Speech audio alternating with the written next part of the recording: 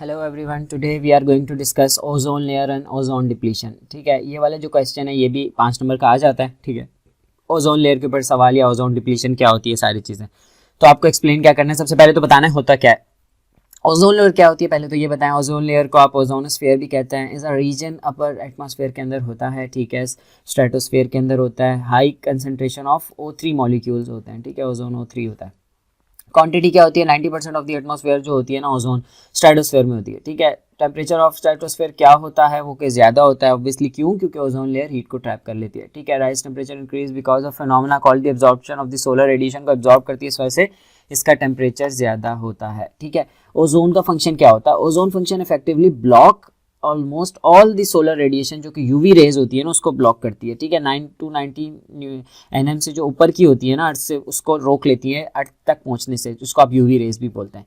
ठीक है, क्योंकि वो हार्मफुल होती हैं और ह्यूमंस को डिजीजेज और वो सारी चीज़ें कॉज करते हैं। तो एक नेचुरल सिस्टम बना हुआ है कि ओजोन की जो प्रेजेंस होती है ना वो आपकी रोक लेती है यूवी रेस को, जो कि हार्मफुल होती हैं फॉर ह्यूमंस। तो इस तरीके से होता है, जैसे कि ये बना दी नीचे अर्थ, इसको आप थोड़ा सा सही करके बना दीजिएगा। ये बना दें, ऊपर ट्रोपोस्फेयर आती है पहली लेयर पे, स्ट्रेटोस्फेयर आती है जिसके अंदर ओजोन लेयर आती है, 3 मॉलिक्यूल्स बनाए हुए जैसे गैस के। तो यूवी रेज आके ना यूं लग के वापस चली जाती है। ठीक है, और बाकी जो रेज होती हैं वो अर्थ की जो वो सन वाली रेज अर्थ तक पहुंच जाती है। ठीक है, फॉर्मेशन क्या होती है ओजोन लेयर की, the production of the ozone in the stratosphere results primarily from the breaking of the chemical bonds within the oxygen molecules.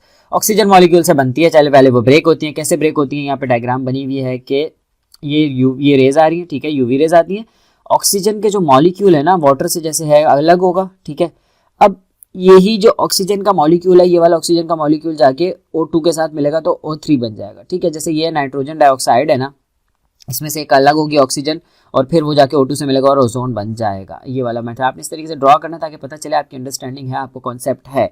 ठीक है, बेनिफिशियल क्या है, important role of the ozone जो है ना absorbing UV rays and sheltering earth है। ये तो हम पढ़ चुके हैं। हैजार्डस होती है जो कि हमारी यूवी रेज होती है। ठीक है, लेकिन ओवरऑल O3 जो होती है ना अगर अर्थ के एटमॉस्फेयर में होगी तो वो हार्मफुल होती है। ठीक है, ये फर्क होता है थोड़ा सा कि वो अगर ओजोन लेयर ऊपर स्ट्रेटोस्फेयर में तो फायदे वाली चीज़ है, लेकिन अगर वो नीचे ट्रोपोस्फेयर में तो वो हार्मफुल है, क्योंकि this is a green house gas. ठीक है, ये फर्क होता है। ठीक है, सिंपल है ये। आगे हम देखते हैं ओजोन डिप्लीशन क्या होती है। ओजोन डिप्लीशन का पता होना चाहिए, इस पे सवाल आ जाता है कि ओजोन डिप्लीशन क्या है। व्हेन क्लोरीन और bromine atoms come into the contact with the ozone in the stratosphere में आते हैं, दे destroy ozone molecules. Ozone molecule को डिस्ट्रॉय कर देते हैं और ये बेसिकली उसकी वजह से एक होल क्रिएट हो जाता है लेयर के अंदर, जिसको आप ओजोन डिप्लीशन बोलते हैं। उससे फिर ओजोन लेयर का ओजोन होल क्रिएट हो जाता है। ठीक है, एबिलिटी क्या होती है क्लोरीन एटम की, यहाँ पे लिखा हुआ है कि एक क्लोरीन एटम जो होता है ना वो डिस्ट्रॉय करता है 1,00,000 ओजोन। ठीक है, के मॉलिक्यूल्स को स्ट्रेटोस्फेयर के अंदर। अब होता क्या है, क्लोरीन और ब्रोमीन को आप जो है ना HCFCs बोलते हैं, हम देखेंगे आगे कौन से, ODS बोलते हैं इसको हम। क्लोरीन ब्रोमीन क्या होते हैं, when they are expose to the UV lights के अंदर जब एक्सपोज किए जाते हैं तो वो फिर क्या करते हैं, हार्मफुल रिएक्शन करते हैं। वो हम आगे रिएक्शन को पढ़ते हैं। ठीक है, ODS क्या होता है, ओजोन डिप्लीटिंग सब्सटेंस बोलते हैं इसको, जो कि ओजोन को डिप्लीट करता है, जो कि ओजोन लेयर्स को नुकसान पहुंचाता है। CFCs जो होते हैं उसके अंदर, CFCs क्या, क्लोरोफ्लोरोकार्बन होते हैं जिसके अंदर क्लोरीन होता है और फ्लोरीन होता है। ठीक है, सिंपल। ये कैसे आता है, ये रेफ्रिजरेशन की जो गैस होती है, एयर कंडीशनिंग और पैकेजिंग वगैरह, इंसुलेशन और सॉल्वेंट्स के, इन सारी चीज़ों के अंदर ये यूज़ होते हैं CFCs। इसके ऊपर बैन भी लगा है मॉनिट्रल प्रोटोकॉल जो है हमारा, उसकी वजह से। अब CFCs क्या हैं, CFCs एक्टिंग क्या करते हैं, लोअर एटमॉस्फेयर में CFC draft into the upper atmosphere में चले जाते हैं और वहाँ जाके वो ऐसी कंडीशंस क्रिएट होती हैं फिर जिस वजह से उनको यूवी लाइट मिलती है। हम आगे पूरा रिएक्शन पढ़ेंगे ना तो समझ आ जाएगी। सिंपल HFCs भी होते हैं जिसको आप क्या कहते हैं, CFCs are being replaced by hydrofluorocarbon. Montreal protocol पे जो मॉन्ट्रियल प्रोटोकॉल जो था ना उसकी वजह से इसके ऊपर बैन लगा था CFCs की वजह, फिर उसके बाद हाइड्रोफ्लोरोकार्बन यूज होने लगे थे और वो भी हार्मफुल हैं। ब्रोमीन, हेलोन, मिथाइल ब्रोमाइड, ये सारी चीज़ें आपकी CFCs में आती हैं। सिंपल है, नाम याद होने चाहिए। अब देखते हैं ओजोन कैसे डिस्ट्रॉय होती है CFC से। ये वाला मेथड समझ लें, इसका रट्टा मारना है और इसको यहाँ पे जाके एज इट इज चिपका के आना है, सेम डिक्टो कॉपी करना है वहाँ पे, ये क्वेश्चन भी और ये वाला पूरा डायग्राम सिस्टम भी। कैसे होता है, होता यह है कि UV radiation strikes a CFC molecule. जो मैंने बताया ना CFC ऊपर जाते हैं, क्लोरीन फ्लोरीन वाला जो मॉलिक्यूल होता है उसमें क्या होता है कि 3 जैसे क्लोरीन के मॉलिक्यूल्स है ना, अब कार्बन हो सकता है, फ्लोरीन हो सकता है और 3 क्लोरीन के मॉलिक्यूल्स होते हैं। जब यूवी रेज आके लगती है तो क्या होता है, क्लोरीन अलग हो जाता है। क्लोरीन जाके क्या करता है, chlorine atom collides with the ozone molecule. Ozone molecule जो O3 है उससे कोलाइड करता है तो क्या होता है, एक साथ में O ले लेता है। ठीक है, ऑक्सीजन ले लेता है और ऑक्सीजन बना देता है, O2 बना देता है।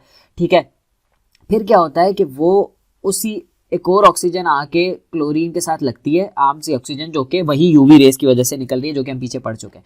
तो वो क्या करती है, क्लोरीन के साथ अटैच करती है, क्लोरीन अपने आप को अलग कर लेता है, ठीक है, फ्री एटम आके कोलाइड करता है और ऑक्सीजन दो दोबारा बन जाती है और क्लोरीन अलग हो जाता है। अल्टीमेटली क्या, क्लोरीन दोबारा सिंगल हो गया और क्लोरीन जाकर दोबारा O3 को लगेगा और उसमें से ऑक्सीजन को अलहदा कर देगा। तो ये तो बहुत नुकसान देना। अब ये देखिए, ये यहाँ पे भी यही लिखा हुआ है कि CFC जैसे लगे हुए हैं, ठीक है, क्लोरीन के 3 एटम्स हैं, क्या करेगा, यूवी रेट से Cl अलग हो जाएगा, Cl O2 के साथ लग के O2 बनाएगा और ClO O से मिलके दोबारा O2 बन जाएगा और Cl अलग हो जाएगा और ये Cl जाके दोबारा से O3 को जाके लगेगा, ठीक है। इस तरीके से पूरा चेन साइकिल चलती है। यहाँ पे ये तो चले सिंपल बताई हुई है कि O2 से O3 कैसे बनता है, ये भी पता होना चाहिए, लेकिन इक्वेशन यहाँ पे है कि ओजोन कैसे बनती है, ठीक है, how does stratosphere ozone form, ये तो हम ऊपर देख चुके हैं, तो ये आपको सिंपल पता होना चाहिए। अब ओजोन डिप्लीशन के इफेक्ट्स क्या होते हैं, बहुत सिंपल है कि damage to the human health के लिए डैमेज करता है। क्या करता है, डिप्लीटेड ह्यूमंस के हैजार्डस यूवी रेज जो होती है ना, वो स्किन प्रॉब्लम्स क्रिएट करती हैं, वो लंग क्रिएट करती हैं, देखें ना, sunburn, weakness of the immune system वगैरह सारी चीज़ें, रिड्यूस एग्रीकल्चर प्रोडक्टिविटी। अब इसकी वजह से क्या होता है, एग्रीकल्चर प्रोडक्टिविटी भी कम होती है, वल्नरेबल होती है, कुछ क्रॉप्स जो होती हैं वो यूवी रे से वल्नरेबल होती हैं और उसकी वजह से खराब हो जाती हैं और उसकी वजह से ग्रो नहीं कर पाती,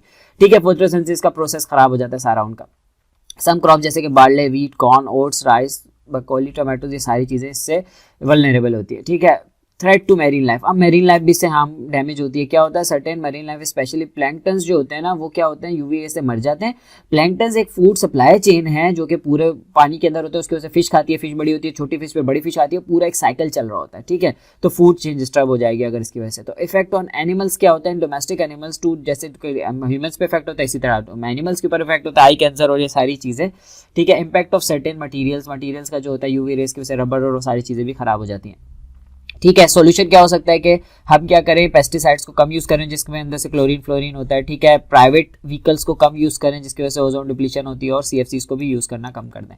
तो दैट्स ऑल फॉर टुडे। आपने ओजोन लेयर का ज़ाहिर है इतना लंबा तो नहीं लिखना, लेकिन प्रॉपर जो कि डायग्राम लाजमी बनानी है, डेफिनेशन लाजमी लिखनी है और मेजर बातें, ये क्वेश्चन लाजमी लिखनी है, उसको डिटेल समझानी है, ठीक है। Thank you so much for listening.